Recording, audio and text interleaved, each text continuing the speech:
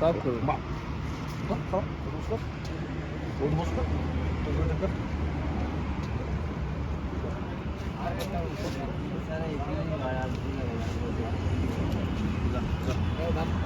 এই কোথায় এসেছিলে? কোথায় এসেছিলে? কি করতে বলো? কি করতে? গাড়ি নিতে? হ্যাঁ কি করতে এসেছিলে? কি করতে? এমনি এসেছিলাম বড় সাহেব। হ্যাঁ সাহেব ফাইভ কেউ আছে বোধ হয়, পুলিশেরই লোক।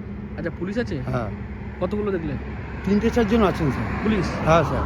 আর পুলিশের গাড়িও তো বাইরে রয়েছে? হ্যাঁ স্যার, পুলিশই আছেন ওনারা। বলছে রুটি ফুটি নিয়ে যাও। তোমার নাম কি? আমার নাম দেবদর্শন চক্রবর্তী। কোথায় বাড়ি? আমার বাড়ি কানাইপুরে। হোটেলের নামটা দেখুন, স্টাফ হোটেল। এটা আমায় জানানোর সঙ্গে সঙ্গে আসলাম, এসে দেখলাম তো নারকোটিক্স ডিপার্টমেন্ট থেকে রেড হয়েছে। আমাদের লোকাল থানা একটা আছে, তো ওই কিছু গাঁজাখোর আসছে, গাঁজাখোরদের দেখলাম, সব গাঁজাখোরদের ধরে উঠবোস করিয়ে কান ধরিয়ে ছেড়ে দিলাম। এই যারা আসে তারা কারা? এগুলো এসব গাঁজাখোর, এসব গাঁজা মানে সারাদিন রাত এখানে বিক্রি হয়। তো ওই এখন একজন করে আসছে, তাদের উঠবোস করিয়ে ছেড়ে দিচ্ছে।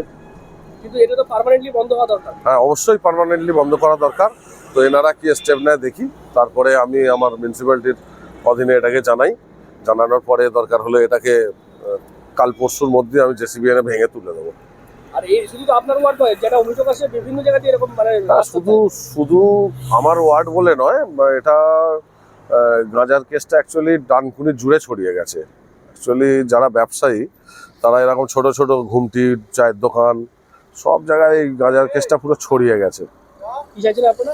আমি চাইছি তো ডানকুনি থেকে যাতে গাঁজা মুক্ত হয়।